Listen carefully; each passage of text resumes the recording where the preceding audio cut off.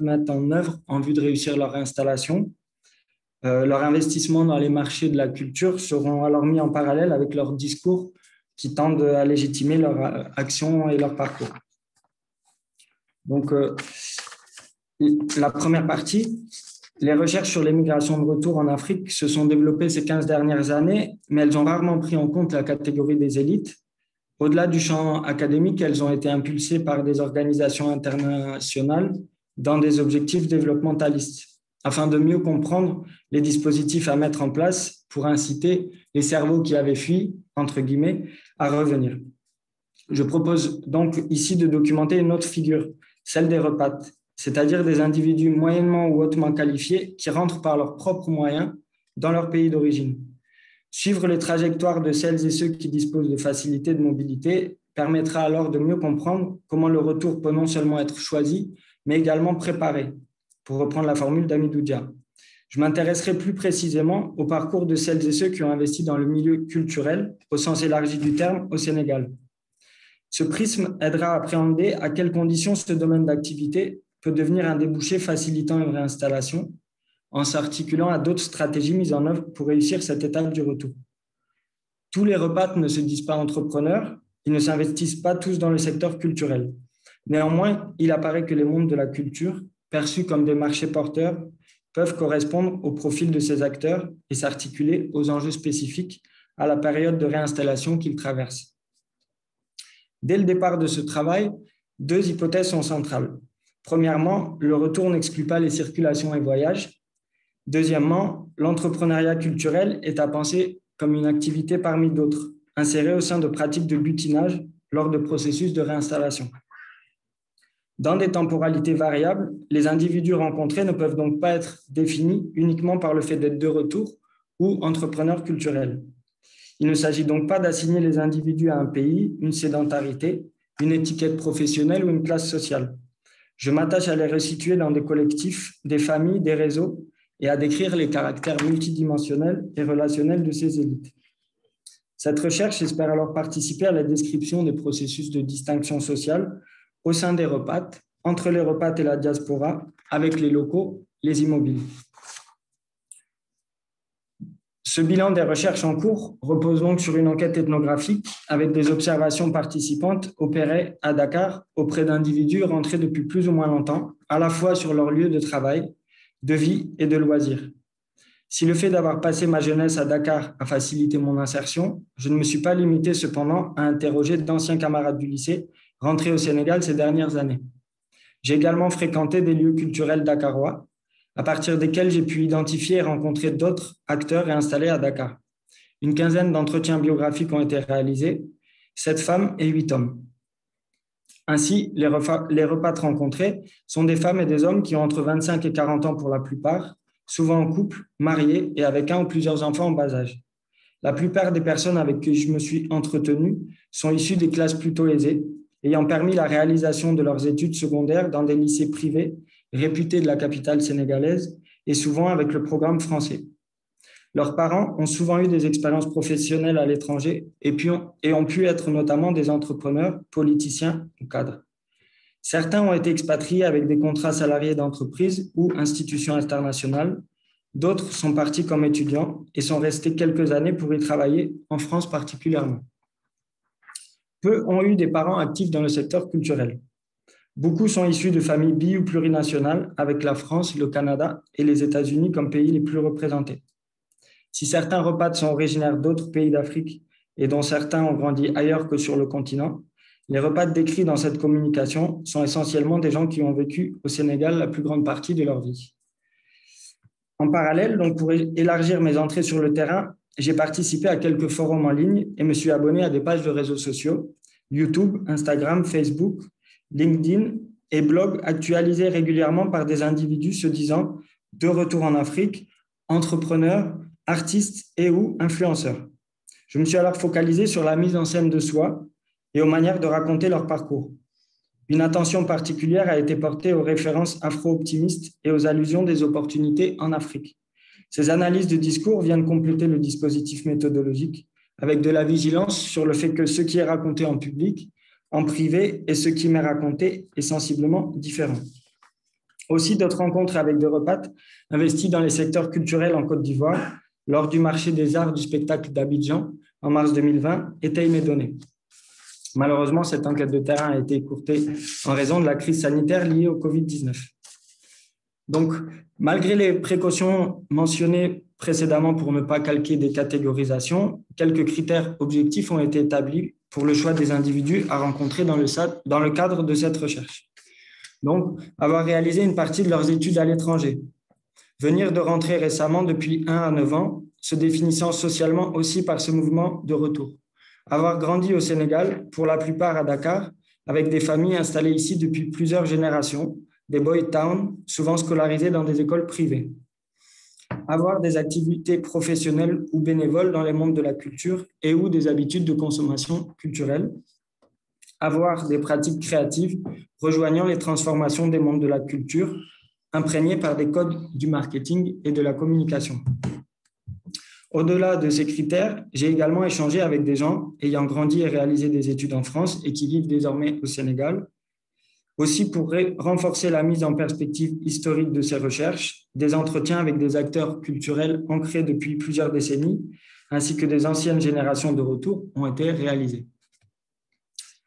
Deuxième partie. Donc, comme le redisait Hélène, le terme de repat est une construction à partir du mot repatriation, une catégorie elle-même ambiguë et à la croisée de plusieurs phénomènes. Ce terme désigne des nationaux qui reviennent au pays pour y exercer une activité et se distinguent ainsi des expatriés étrangers travaillant loin de chez eux. Cette notion diffère également de celle de rapatriés, dont le retour contraint est en principe organisé et financé par des États. Si cette dénomination de repat est étroitement liée au mouvement de retour en Afrique, il ne suffit pas de rentrer dans son pays ou en Afrique pour être considéré comme repat. L'usage de cette expression renvoie notamment à la volonté de se distinguer d'images misérabilistes véhiculées sur les migrants africains. Si ce terme est initialement utilisé dans la presse, il est repris par certains individus de retour, notamment à l'occasion de communications publiques, souvent pour incarner une nouvelle génération des enfants du continent, de l'Afrique qui gagne. D'autres termes sont également utilisés pour se désigner au sein de ces processus de retour en Afrique, returnees en anglais, back to Galsen en anglais et verlan, diaspo, afropéen ou afropolitain. Certaines expressions renvoient plus aux expériences européennes, alors que d'autres correspondent plus à un cosmopolitisme africain à partir du continent. Les parcours scolaires, migratoires et professionnels des repates s'inscrivent dans des trajectoires familiales d'ascension sociale et de circulation internationale. Il s'avère alors nécessaire de resituer ces parcours de vie dans des histoires familiales plus longues. Pour la plupart des repates rencontrés, les projets migratoires étaient inscrits dans leur projet éducatif. Dès leur plus jeune âge, leurs parents ont investi financièrement pour leur éducation et le départ après le baccalauréat, obtenu au Sénégal, s'est souvent réalisé dans la même dynamique. La migration est alors décrite comme faisant partie intégrante du parcours scolaire, notamment pour continuer le processus d'ascension sociale des familles. Le parcours de ces jeunes s'inscrit dans les processus de fabrique de l'excellence et de sélection sociale, induite notamment par la mondialisation étudiante. Ces mouvements de retour semblent aussi inscrits dans des trajectoires familiales de circulation et d'habitus cosmopolites. Les plurinationalités et passeports qui vont avec représentent alors des facilités dans les processus de circulation transnationale. Lors de ces périodes d'études, nombre de repates ont circulé et connu plusieurs pays, voire continents. Pendant leur séjour à l'étranger, des vacances au Sénégal ont souvent pu être financées par leur famille, leur permettant de conserver des liens avec leurs proches et le pays, d'organiser des mariages, de repérer et d'imaginer des business. Depuis l'étranger, d'autres liens ont pu être entretenus avec la famille en dispersion. Souvent, de nouvelles relations ont aussi été tissées avec des étudiants sénégalais et originaires d'autres pays africains. Ces différents liens, entretenus à distance, ont souvent été mobilisés lors des allers-retours au pays, des circulations transnationales et aussi lors des processus de réinstallation. Des ressources économiques et sociales sont nécessaires pour concrètement se réinstaller. Décrire les intentions de retour et leur réalisation permet alors de mieux comprendre ces processus de réintégration. Ainsi, si les souvenirs, l'attachement à l'Afrique et l'histoire familiale sont mobilisés pour légitimer le retour au pays, le futur et ses opportunités paraissent déterminants dans ces processus. Troisième partie. Dans les justifications de ces désirs de retour, le futur est mis en avant. En effet, pour les Repates, revenir au pays ne signifie pas rompre avec leur passé, leur famille, ni leurs ambitions. Les processus de retour semblent être un moment d'affirmation de leur subjectivité et individualité. Souvent, c'est la première fois que ces jeunes se retrouvent indépendants dans leur pays d'origine, sans être sous l'aile de leurs parents. Cela n'exclut pas néanmoins l'aide de leur famille, notamment par l'accueil provisoire dans le foyer familial ou la garde de leurs enfants. Affirmer sa personnalité et inventer son propre chemin au retour semble déjà représenter une marque d'accomplissement. Si le niveau de salaire obtenu à l'étranger n'est plus d'actualité dans les premières années de la réinstallation, ce n'est pas vu comme un retour en arrière. Cela fait partie d'un sacrifice du retour, aussi compensé par le soulagement de le vivre concrètement, au présent, loin des fantasmes entretenus à distance. Au-delà de l'image d'un retour glorieux, par le haut, et de la culture matérielle du succès, la plupart des Repates mettent en avant le pragmatisme, comme décrit par Mamadou Dimé. Ils expriment vouloir prendre leur temps en retour, faire preuve de patience et d'humilité. Les Repates rencontrés se disent satisfaits d'avoir mis en pratique leurs désirs et d'être entrés, le plus souvent, avec l'intime conviction que, je cite, « Dans cette guerre économique, il vaut mieux être dans le bon train, que nous sommes dans une période charnière et que le futur est en Afrique. » Le retour est alors présenté comme une opportunité. Tout d'abord pour augmenter sa qualité de vie, ou même en cas de précarité, elle serait plus confortable ici qu'ailleurs, notamment par le fait d'être chez soi, dans le pays de résidence de membres de sa famille, pouvant apporter présence et soutien au quotidien. Il est aussi mis en avant le cadre de vie et un pouvoir d'achat plus important, permettant l'accès à certains loisirs et commodités de la vie quotidienne, souvent inaccessibles à l'étranger, comme par exemple des virées touristiques régulières ou l'emploi d'une aide ménagère. Ensuite, le retour au pays est présenté comme une opportunité car il offrirait plus de possibilités d'enrichissement et de liberté d'entreprendre. Le plafond de verre à l'étranger est souvent évoqué pour mettre en avant les ressources présentes sur le continent. Ainsi, entreprendre a pu représenter un des objectifs du retour de la plupart des Repates rencontrés. La possibilité d'être indépendant apparaît comme une promotion sociale et non pas juste un dernier ressort pour ces jeunes disposant de nombreux capitaux. Les ambitions professionnelles et personnelles semblent bien présentes au retour. La recherche de nouvelles opportunités justifie alors le désir de circuler en Afrique et de s'y réimplanter. Quatrième et dernière partie, présentée en 3 points. Premier point, la poursuite des mobilités et la pluriactivité comme des éléments clés de la réinstallation. Le retour, loin d'être définitif, représente un temps dans un itinéraire, une étape vers de nouvelles circulations internationales à la recherche de nouvelles opportunités. Dakar et Abidjan, notamment, sont présentés comme des hubs ouest-africains, des nœuds, des lieux de croisement, des tremplins pour repartir ailleurs, en Afrique notamment. Continuer à se déplacer et à maintenir des liens internationaux font partie des stratégies de réinsertion. Aussi, afin de réussir leur retour, les Repates, même salariés, cumulent plusieurs activités.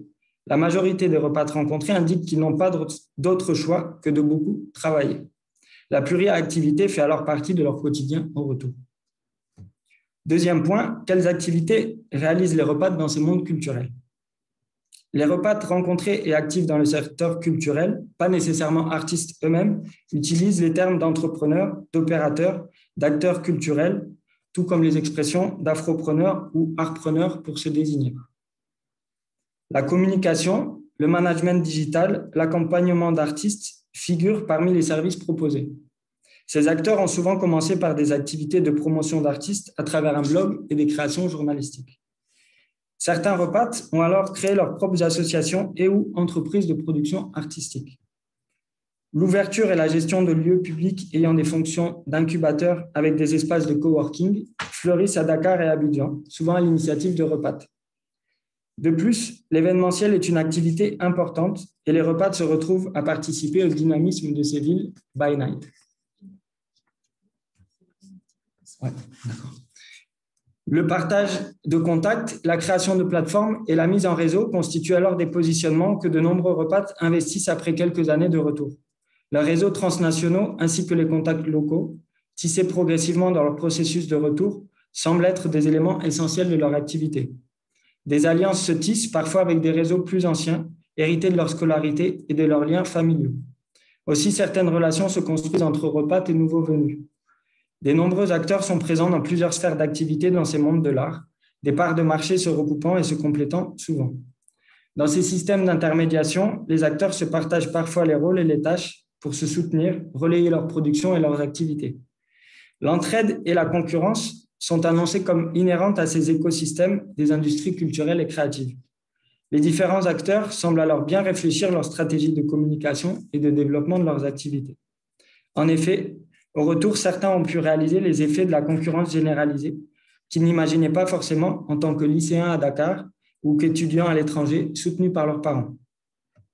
Certains acteurs historiques, ancrés depuis plus longtemps que ces jeunes repatent dans les mondes culturels sénégalais africains, ne voient pas nécessairement d'un bon œil tous ces efforts de communication engagés par les repates autour de nouvelles dynamiques. Ils regrettent alors parfois des processus d'appropriation individuelle où le besoin de se valoriser conditionne les initiatives et les récits. Troisième point, l'entrepreneuriat culturel comme un tremplin pour d'autres activités. Je vais passer rapidement à la conclusion. Globalement, dans les premières années suivant leur retour, leur implication dans ces activités culturelles et dans ces environnements créatifs ont contribué à leur rayonnement. Leur engagement dans ces mondes culturels paraît être un moyen de mieux connaître les interlocuteurs, réseaux et fonctionnement du territoire, et aussi une façon de se présenter à des acteurs déjà en place, au-delà des domaines élargis de la culture. Donc, la conclusion rapidement. Loin d'être exhaustif, le propos de cette communication a tenté de retracer des éléments de parcours individuels afin de décrire quelques contours de cette figure de repate, sans négliger l'hétérogénéité des profils qu'il incarne. Ces repates rentrent dans leur pays d'origine sans les dispositifs d'aide au retour. Néanmoins, si la décision de rentrer est présentée comme une décision individuelle et une concrétisation par leurs propres moyens, les multiples réseaux et capitaux dont disposent les repates sont des éléments essentiels de leur réinstallation. Il apparaît que la figure du repate se construit au-delà du seul fait de rentrer dans son pays d'origine. Les repates rencontrés ne se revendiquent pas tous entrepreneurs culturels. Néanmoins, dans leur majorité, ils associent leur désir et la liberté d'entreprendre à leur retour au pays. Cette culture de l'entrepreneuriat est souvent liée au code du marketing et de la communication. Au vu des glissements sémantiques associés à la notion de culture, puis à l'expression plurivoque de développement des industries culturelles et créatives, il apparaît que ces secteurs encore peu définis peuvent représenter des débouchés pour des repates. Les entrepreneurs culturels représentent souvent personnellement leurs produits et services proposés. Leurs opportunités professionnelles sont alors conditionnées par les mises en scène de soi, les images, les discours et les impressions qu'ils et elles génèrent. Dans ce contexte, apprendre à rentrer relèverait presque déjà de l'entrepreneuriat culturel. Les repates et entrepreneurs culturels valorisent leur retour en Afrique, se distinguant alors de la diaspora. Néanmoins, ils entretiennent des liens avec ses membres, rencontrés lors de leurs études à l'étranger ou même d'anciens camarades de lycée, restés à l'étranger. Ils se disent alors conseillés au retour, malgré soi, les sollicitations extérieures pour partager leur expérience, les poussant à prendre la parole dans des sphères privées et parfois publiques. Des vidéos sur Internet conçues comme des interviews autour de portraits et parcours contribuent à présenter le retour en Afrique comme un acte d'engagement, de croyance dans les potentialités du continent. Les repates représentent ainsi des figures publiques positives, tournées vers l'avenir. Elles incarnent le dévouement pour le développement du continent à travers leur entreprise privée. Je m'arrêterai là. Plaisir d'échanger. Merci. Merci, Gilles. Donc, on a M. Bamadi Sonoko, qui sera notre discutant sur ce sujet de repat. Merci beaucoup à Hélène et Gilles pour la présentation de leur papier qui décrivent très bien les caractéristiques de cette population. Vos deux papiers, effectivement, posent le cadre méthodologique et le besoin de comprendre la trajectoire de cette population-là.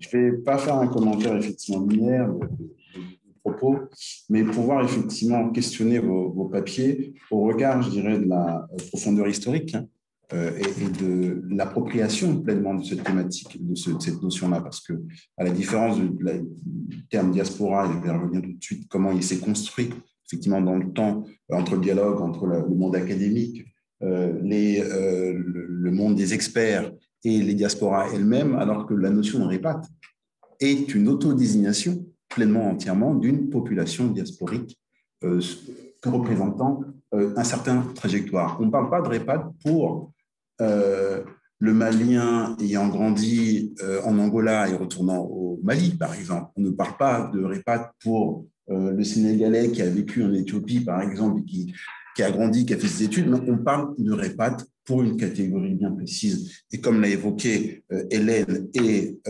Gilles, de membres de la diaspora ayant grandi ou ayant fait ses études dans un pays occidental, que ce soit en Europe ou aux États-Unis, et qui décident de pouvoir rentrer en Afrique et notamment de pouvoir travailler dans l'entrepreneuriat principal, que ce soit artistique, économique et autres. On parle vraiment d'une catégorie bien spécifique. Et cette catégorie-là, c'est auto-désignée comme répat. Après, je pense que ça mériterait effectivement d'aller un peu plus loin, de regarder un peu comment ça s'est construit entre le monde des journalistes qui ont parlé, mais aussi ces populations-là. Si on prend l'exemple, et vos papiers traitent de cette catégorie de population pour le Sénégal, comment à une certaine époque, les Sénégalais qui retournaient étaient vus, on parlait de Sénégaulois, par exemple, même dans le papier de Gilles, il évoque une association qui utilise Sène et Gaulle dans cette idée-là, que ce soit dans les descriptions qu'évoque également Hélène, de populations qui, sans forcément avoir un lien avec ce pays d'origine, mais un lien avec l'Afrique, décident effectivement de retourner dans un processus de construction identitaire, mais aussi d'opportunités économiques, il faut le dire, et vous l'avez décrit pleinement. Quand je dis ces allers-retours entre ces différentes notions et la façon dont elles circulent, parce que la notion répat, comme Ruth évoquait tout à l'heure, elle circule pleinement en Afrique de l'Ouest francophone. Effectivement, cette identification se fait autant au Sénégal, au Mali qu'en Côte d'Ivoire aujourd'hui, et des acteurs s'identifient, des associations se créent effectivement avec cette notion-là. Quand on voit, c'est comment s'est construit la figure assumée de répat comme agent diasporique.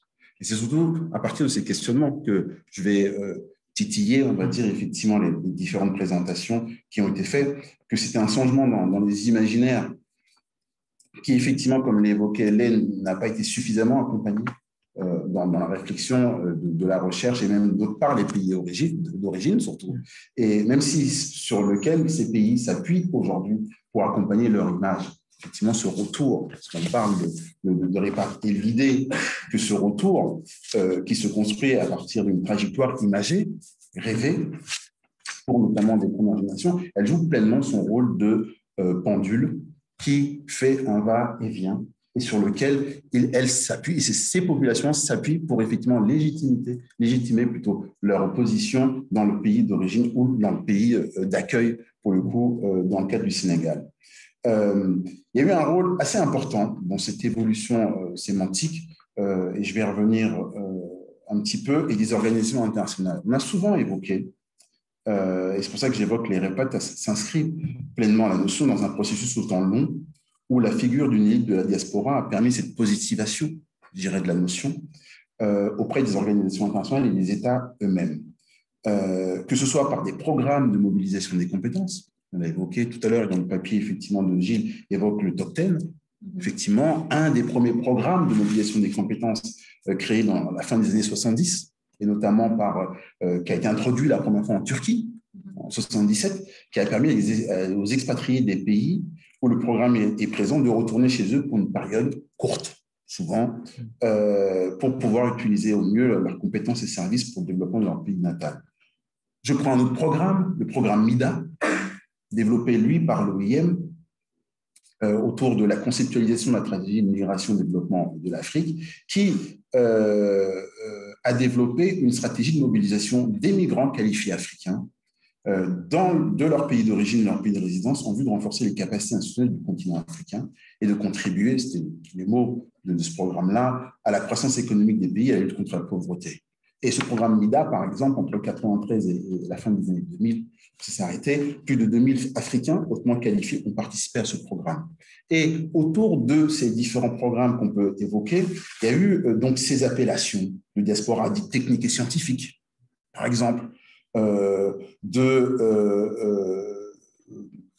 acteurs diasporiques qui participent de cette élite mondiale et qui reviennent en Afrique, effectivement. Et donc, ces acteurs-là ne sont pas considérés, eux, comme cette diaspora, je dirais, de cette élite scientifique et technique. Au contraire, des répates qui, eux, défendent cette identité liée de leur parcours transnational.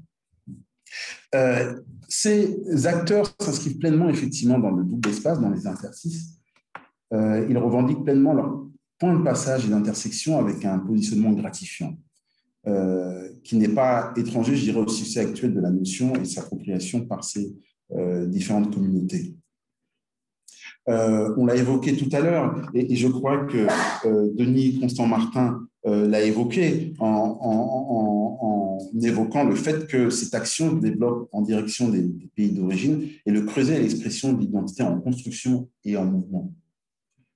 Et qu'au regard de ces différentes appellations et de cette volonté, je dirais, de faire voir, elle précède toute une appellation de diaspora du savoir, diaspora intellectuelle, diaspora hautement qualifiée. On avait parlé dans différents papiers de certains chercheurs de différents réseaux d'experts qui développaient et qui répondaient à cette idée de départ des cerveaux qui sont fuis et qui reviennent effectivement au pays.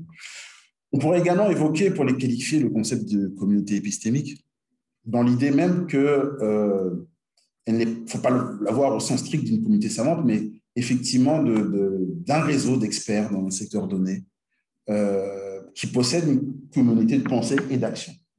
Et que les répates s'inscrivent pleinement, effectivement, dans ce type d'appellation.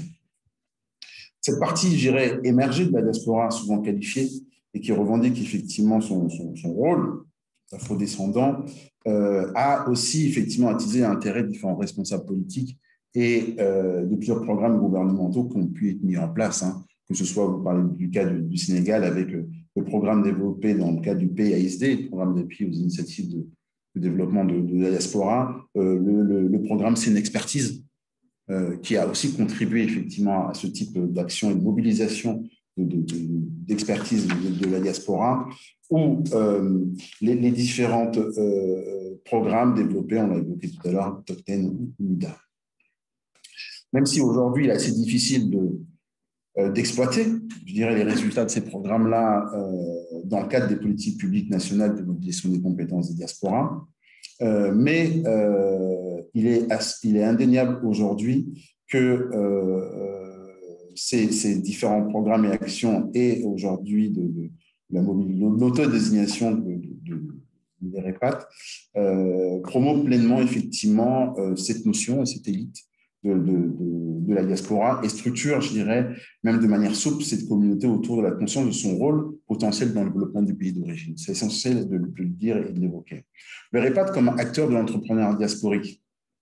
On a eu des cas, c'est pour ça que je questionne au regard, on parle d'expérience sénégalaise, mais on regarde aussi d'autres expériences de pays en Côte d'Ivoire ou même au Sénégal, au Maroc, des associations comme l'Union des ambassadeurs franco-maliens, qui est une structure, par exemple, qui est basée à Bamako, qui ressemble des jeunes de la diaspora et ayant réussi dans l'entrepreneuriat, qui assure pleinement ce mouvement de balancer et s'inscrit pleinement dans cette dynamique transnationale où j'aurais pu prendre une autre association marocaine comme Maroc Entrepreneur qui rassemble effectivement autant, pour le coup, des jeunes nés en France qui ont étudié que des premières générations qui ont fait des études et essayent de converger dans cette idée-là d'un rôle qui peut pleinement jouer dans la dynamique économique de leur pays d'origine. Et si on va plus loin, et c'est Hélène qui l'a évoqué dans ces exemples-là, de parcours de personnes d'origine congolaise ayant grandi en Belgique, qui décident de vivre au Mali, ou même après ensuite dans son parcours professionnel d'aller travailler en Côte d'Ivoire à Abidjan, on retrouve de plus en plus ce parcours, effectivement, qui correspond à des trajectoires individuelles et singulières de réussite. L'Eldorado, ce n'est plus là-bas, en disant en Europe, c'est aussi en Afrique. Et c'est aussi dans cette perspective-là que se positionnent là les différents parcours. On a évoqué également le rôle des entreprises, hein, pleinement, qui ont joué effectivement leur rôle, que ce soit de grands groupes multinationales qui, aujourd'hui, ont changé leur stratégie d'intervention dans différents pays et sur lequel ils vont s'appuyer sur cette population en disant qu'ils ont été bien formés dans les écoles en Occident. Et donc, du coup, ils peuvent être aussi des cadres intermédiaires ou des cadres dans les pays pour pouvoir accompagner avec l'idée d'avoir et de correspondre, je dirais, entre cette volonté de ces grands groupes et la volonté de carrière de ce REPAT à correspondre leur volonté d'avoir un impact sur le continent, de pouvoir rencontrer effectivement des opportunités professionnelles intéressantes et aussi la pression familiale et sociale dans ce cas. Mais les trajectoires, et on l'a évoqué notamment, sont aussi des chemins très compliqués et pas simples. C'est pas de s'installer là. Le risque, effectivement, est limité. Il y a aussi la gestion du calcul du coût risque-bénéfice. Et c'est vrai que la question d'avoir cette double, triple nationalité leur permet aussi de pouvoir prendre un risque de pouvoir s'installer et de se dire que si jamais quoi qu'il se passe, je peux retourner parce que j'ai une nationalité d'un tel pays pour pouvoir prendre toutes mesurer les risques. Enfin, pour conclure et évoquer que cette notion, effectivement, circule beaucoup. Il y a une appropriation pleine et entière. On ne sait pas à quel moment il y a eu entre le monde des journalistes et même ces populations REPAT, comment elle est émergée concrètement, cette notion de REPAT, mais il y a une véritable autodésignation, et vous l'avez évoqué tous les deux dans vos papiers.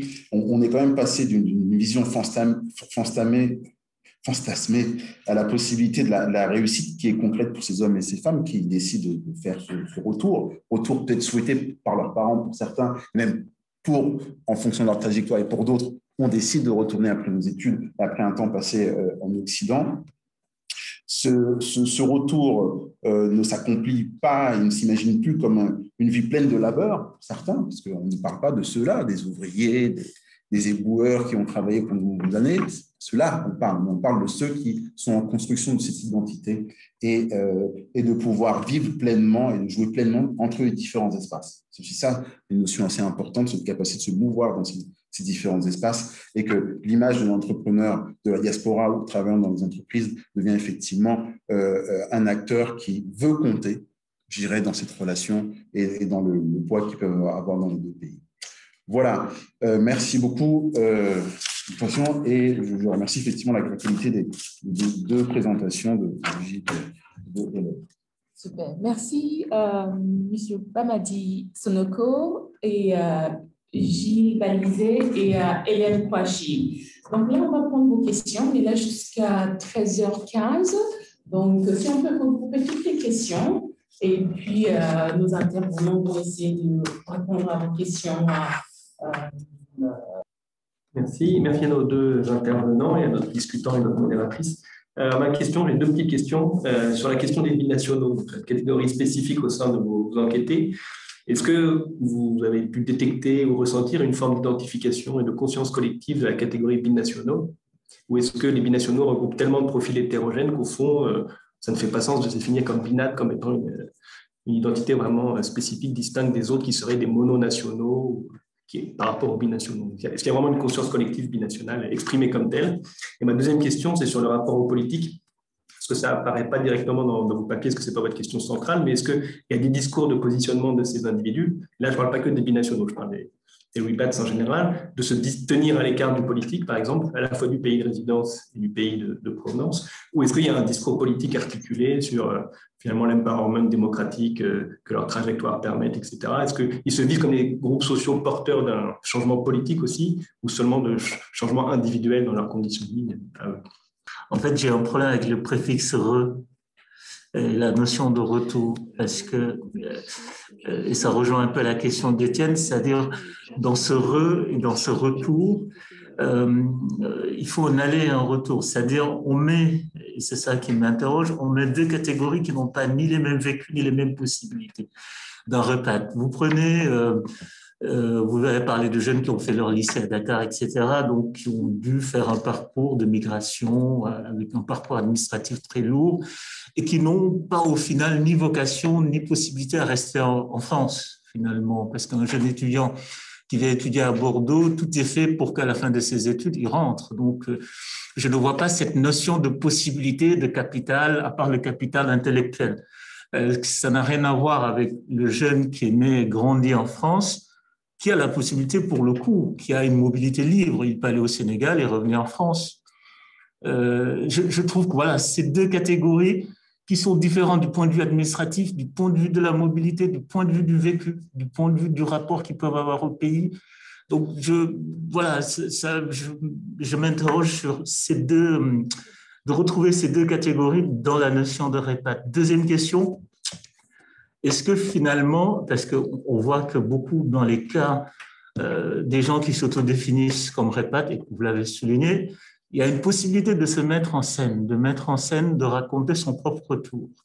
Est-ce que, et c'est souvent lié d'ailleurs à l'entrepreneuriat, et du coup, je me questionne dans quelle mesure c'est pas une forme de définition marketing, de définition valise pour raconter une sorte d'afro-optimisme.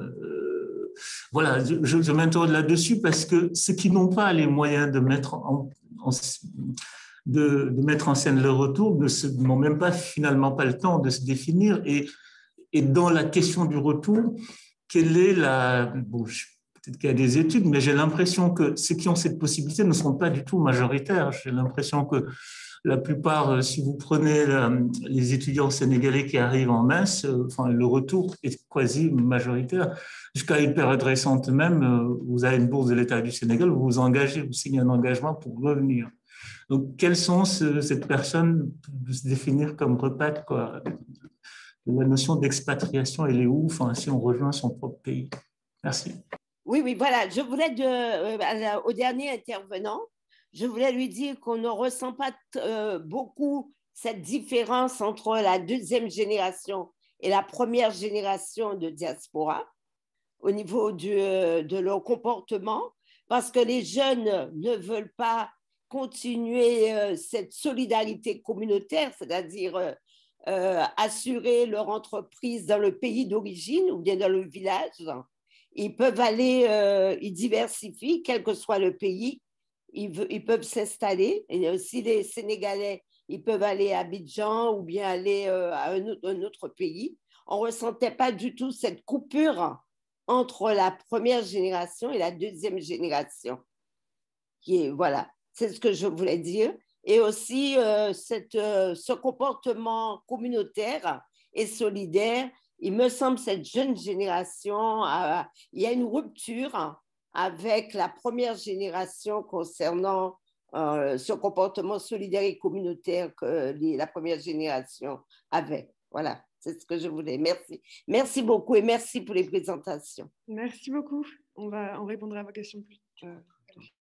Merci. Ouais, très rapidement, je trouve ça assez fascinant cette émergence de ce terme, la REPAT, et vous disiez que c'est vraiment avant tout une autodésignation par les personnes concernées, mais malgré tout, je me dis, justement, pour expliquer que ce soit devenu populaire, que ce soit diffusé aussi auprès, vous l'avez souligné, des institutions, est-ce que quand même en arrière-plan, il n'y a pas aussi un effet de l'évolution générale des politiques qui quand même invalide quelque part de plus en plus cette idée d'aller-retour, de mobilité qui est beaucoup plus fort dans l'utilisation du terme diaspora. La diaspora, c'est vraiment l'idée d'une appartenance, mais mobile, et que finalement, alors les deux coexistent, vous l'avez bien dit, mais cette adoption du terme de REPAT, c'est quand même avec cette idée que, quelque part, quand même, si les personnes retournent et retournent définitivement, c'est quelque part plus bénéfique, quoi, un peu, en tout cas une invalidation de la circulation, de la mobilité en tant que telle,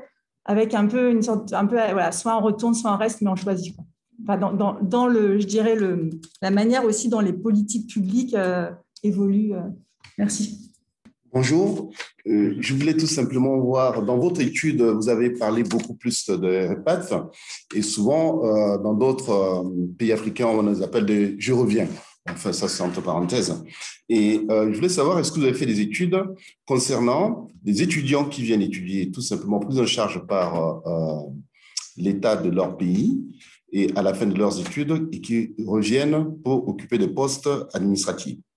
Deuxièmement, aussi, cette comparaison devrait aussi se tenir entre ceux qui se sont installés donc dans la diaspora, qui ont fini des études, qui ont décidé de travailler ici, notamment des binationaux, qui ont souvent des difficultés pour s'intégrer dans leur propre pays. Je m'explique. Quand il y a eu dans certains pays des ministères des Affaires étrangères chargés de la diaspora, donc ça c'était à la mode il y a 5-6 ans, donc tous les pays africains pensant mettre ces ministères en place pour pouvoir rapatrier leurs ressortissants avec des connaissances bien pointues, bien sûr, autrement dans les diverses formations qu'ils ont acquises. Et est-ce que ça a été une réussite ou ça a été un échec à ce niveau? Et puis, je termine donc ma question, à savoir, dans les repas où les je reviens, y a-t-il beaucoup dans d'autres pays qu'on a constaté, bien sûr, des retours qui sont liés à des politiques, c'est-à-dire ils repartent et ils occupent que des postes politiques et non des postes, on va dire, économiques, en affaires, parce qu'il y a des modèles qui se situent seulement au modèle politique dans d'autres pays africains que des modèles économiques. Merci. D'accord, merci beaucoup pour vos différentes questions. Alors, je les reprends dans l'ordre. Sur la question des binationaux en tant qu'identité autodéfinie, personnellement, parmi les acteurs que j'ai rencontrés, je n'ai pas du tout constaté cela. En fait, la question de la binationalité ou de la triple nationalité intervient pour des choses très pragmatiques, comme s'il s'agit du travail, par exemple, ou des allers-retours, et encore plus depuis la pandémie, qui doivent se faire entre différents pays, soit en Occident, soit en Afrique. En tout cas, au niveau des circulations et de la possibilité de passer les frontières. Et également pour la question des contrats de travail à négocier. Donc, c'est plus à cet endroit-là que la question de la binationalité ou trinationalité est apparue. Le rapport aux politiques, alors en fait, c'est plutôt parmi des acteurs qui sont des acteurs sénégalais nés au Sénégal et qui sont revenus et qui ont également au-delà de 45 ans, que j'ai davantage entendu des discours liés aux politiques, c'est-à-dire qu'ils ne s'investissent pas en politique, mais en revanche, ils ne s'en tiennent pas à l'écart non plus. C'est-à-dire qu'ils ont aussi laissé, pour certains ici, des compatriotes qui ont eux-mêmes émergé ou sont revenus bien avant eux, qui sont de même classe d'âge et qui qui côtoient aussi certaines élites sénégalaises liées à la politique, que ce soit dans le parti au pouvoir ou à l'opposition. Mais par contre, je n'en ai pas rencontré qui s'engagent aux politiques. En tout cas, ils ont des discours sur le politique, oui. Mais ce qui était assez frappant, c'est que les acteurs qui reviennent et qui ne sont pas sénégalais ni d'ascendance sénégalaise ne s'intéressent à la question politique juste pour savoir, mais de très très loin. Ensuite, sur les questions repat, retour, expat, alors comme j'ai essayé de l'expliquer, ces diasporas qui reviennent, j'y étais confrontée à partir d'autres types d'enquêtes, c'est-à-dire que je ne les ai pas ciblés initialement directement. Et c'est en fait depuis, par des amis qui sont en France, que j'ai appris l'existence du mot repat. Donc ce n'est pas quelque chose que moi j'ai entendu ici parmi les différents acteurs que j'ai rencontrés. La question, plutôt le mot expat que j'ai entendu, oui, beaucoup plus souvent, et qui est lié souvent à leurs conditions de travail et à leur contrat de travail. Quant à la question du retour, bon, ça ne se voit pas quand je présente, mais je l'utilise toujours entre guillemets, parce que c'est retour vers où. J'ai pas eu le temps de présenter, mais il y a aussi le retour, entre guillemets, vers les pays du Nord, pour un certain nombre de raisons, parce que rester sur place n'est pas possible. Je suis d'accord avec le fait que la question du retour fait partie d'une mise en scène dans les discours. Et d'ailleurs, c'est là quand on observe les pratiques d'insertion sociale, c'est là qu'on voit bien que le retour peut ne pas avoir de sens du tout, ce qui fait le lien avec une autre question qui a été posée sur les difficultés d'intégration. Ça non plus, je n'ai pas eu le temps de le présenter, mais il y en a effectivement un certain nombre. Alors en fait, plus la question du retour a été valorisée, plus la question du a été investie la question du retour vers l'Afrique, et très souvent, je l'ai rencontré chez des acteurs qui ne sont pas d'ascendance ou de nationalité sénégalaise, plus les difficultés d'intégration apparaissent importantes. Voilà, qu'est-ce que je pouvais dire d'autre rapidement? La popularité du terme repat, encore une fois, je ne sais pas, parce que je l'entends et je vois qu'elle est utilisée ou par des associations que je trouve en ligne, mais qui à nouveau sont des associations qui sont nées en France. Celles que je connais et qui ont organisé le retour de jeunes Sénégalais vers le Sénégal n'utilisaient pas ce terme. Et enfin, pour les étudiants sénégalais qui reviennent après des études, oui, bien sûr, il y en a qui font partie des personnes que j'ai rencontrées et qui prennent des postes dans l'administration et notamment à l'université. Et là, je renvoie aux travaux d'Abdoulaye Gueye qui explique déjà depuis les années 2000 les difficultés en fait, des étudiants hautement qualifiés africains à obtenir un poste dans le système académique français. Et donc, il y en a énormément qui sont revenus. C'est pour ça que 18% de ceux que j'ai interrogés étaient des universitaires. Voilà. Et enfin, par rapport aux questions politiques ou entrepreneuriat, j'ai rencontré des personnes, mais c'est plus souvent des Sénégalais, donc de nationalité sénégalaise, qui ont travaillé à l'ONU et sur les questions de justice, qui sont revenus, qui ont travaillé en fin de carrière à la Cour suprême ou qui ont travaillé au ministère de la Justice. Donc, effectivement, ce ne sont pas forcément que des entrepreneurs. J'espère avoir répondu à toutes vos questions.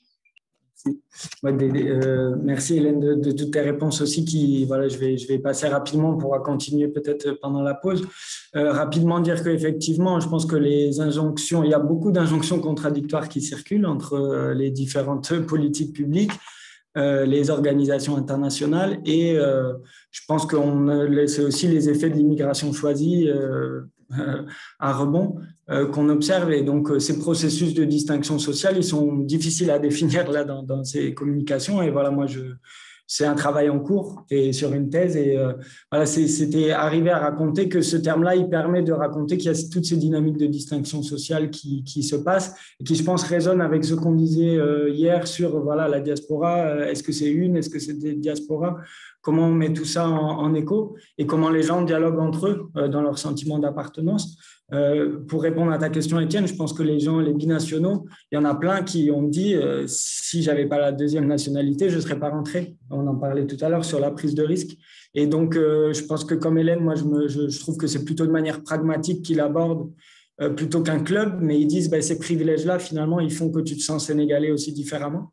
Et donc, ça crée, ils disent sur des effets, qu'on le veuille ou non, on a des sociabilités effectivement qui nous lient quand même. Donc ça, c'est quelque chose. Sur le lien avec la politique, justement, moi, le prisme de l'entrepreneuriat, il fait que c'est sur le long terme vraiment qu'on va voir ça. Il y a des futures élections législatives qui vont aussi renseigner comment les uns et les autres se positionnent.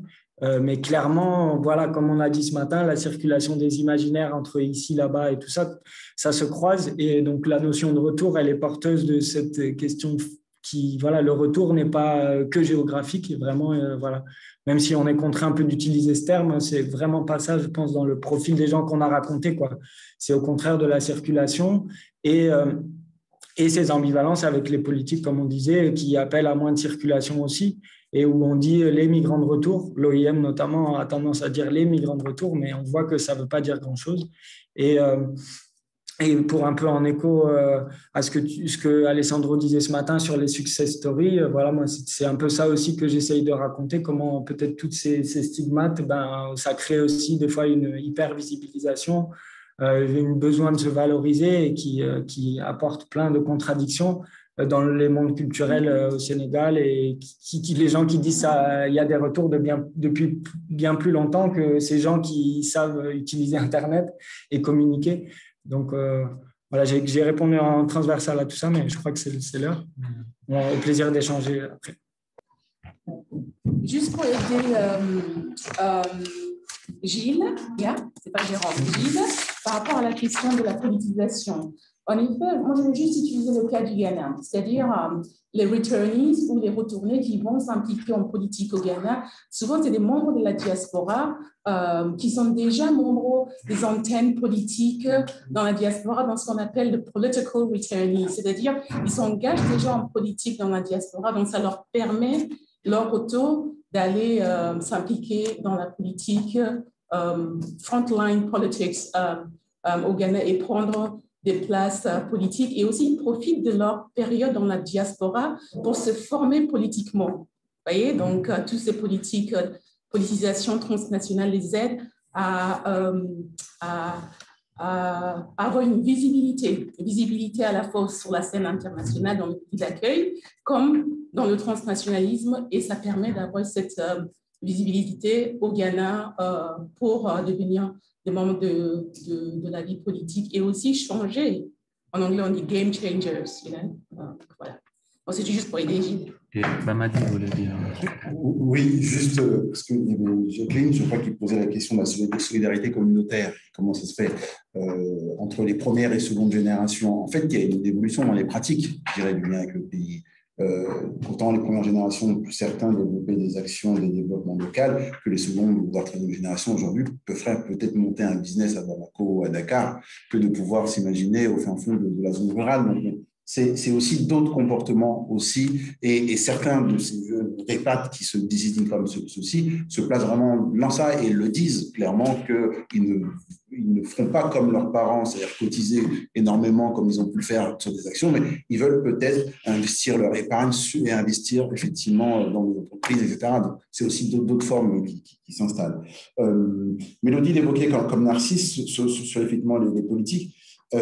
Aujourd'hui, je ne dirais pas que ça s'estompe, les ministères, les nationaux, de l'extérieur ou établis. Au contraire, il y a de plus en plus de directions de la diaspora dans les différents ministères des pays. Par exemple, le Niger est en train de réfléchir à mettre en place une stratégie sur une mobilisation de la diaspora. Madagascar a établi une stratégie de mobilisation de la diaspora. Maroc, Sénégal, autres ont des politiques ou balbutiements de politiques qui veulent aller au contraire.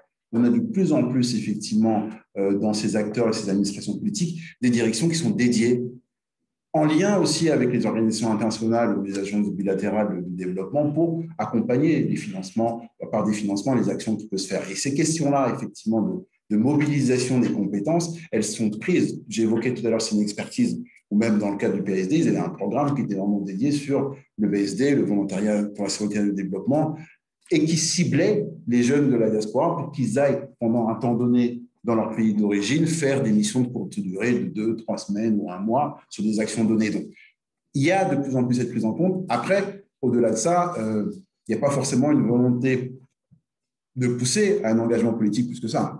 Voilà, c'est bien de venir avec ses compétences techniques et culturelles et autres. Politique, ça reste un autre débat. Merci beaucoup.